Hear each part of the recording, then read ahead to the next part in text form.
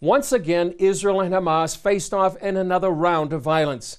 The conflict began when Hamas fired a rocket deep inside central Israel that destroyed a home and injured 7. Israel responded with attacks on Hamas targets inside the Gaza Strip, while Hamas fired dozens of rockets towards southern Israel. During the fighting, the IDF began preparing for what could be a broad military campaign inside Gaza.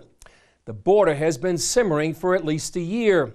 At the end of March, Hamas marked a one-year anniversary of the so-called Great March of Return, an attempt to breach Israel's southern border. CBN News has covered what's happening on the border. And here's a story on both why Hamas is trying to breach Israel's southern border and what the IDF is doing to stop them. CBN News got a rare up-close look at the violence on the border of Hamas-controlled Gaza. We're standing just a few yards away from the Israel-Gaza border.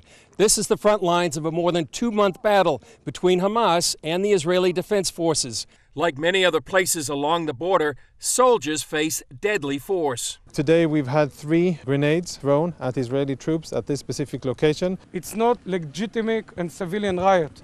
The leaders of the riot is Hamas, and they are trying to challenge us. This frontline commander said the IDF faces daunting military challenges defending its border. If you take civilians and you put between them people to throw grenades and you put between them women and children, then you make us challenge all the time. But we have the rules of engagement. Those rules include dropping leaflets the day before an expected demonstration warning Gazans to stay away from the fence. The next day they used loudspeakers to keep people away. هنا جيش الدفاع الإسرائيلي المنطقة المحاذية من جدار الحدود محظورة لدخول المدنيين نطلب منكم أن لا ترسلوا نساءكم وأطفالكم إلى خط الأمامي. Then they shoot tear gas for those who approach the fence. And after that, only shooting in the air. If they will try to cross the fence with using of cutters, using of burning tires, there will be no choice and they will have to shoot with snipers to the foot. And that's what we do before we use lethal weapon. During our interview, the commander received word of a Hamas shooting. The report now is that they shot at one of the forces that is from south to this spot. He says their priority is protecting Israelis.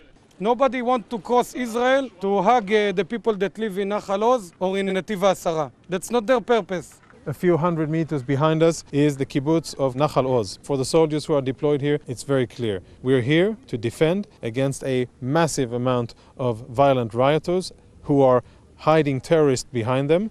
They want to tear down the defenses and get inside, and our job as a military of a sovereign nation is to stop them and to defend our Israeli civilians. Throughout the demonstrations, the IDF faced criticism at the UN, world capitals, and the media. To the critics, I'd say stand in our shoes and walk in our boots a few miles, have those thousands of rioters and terrorists try to invade into your country and to risk or to threaten your civilians, and then criticize us. Alpha, Omega.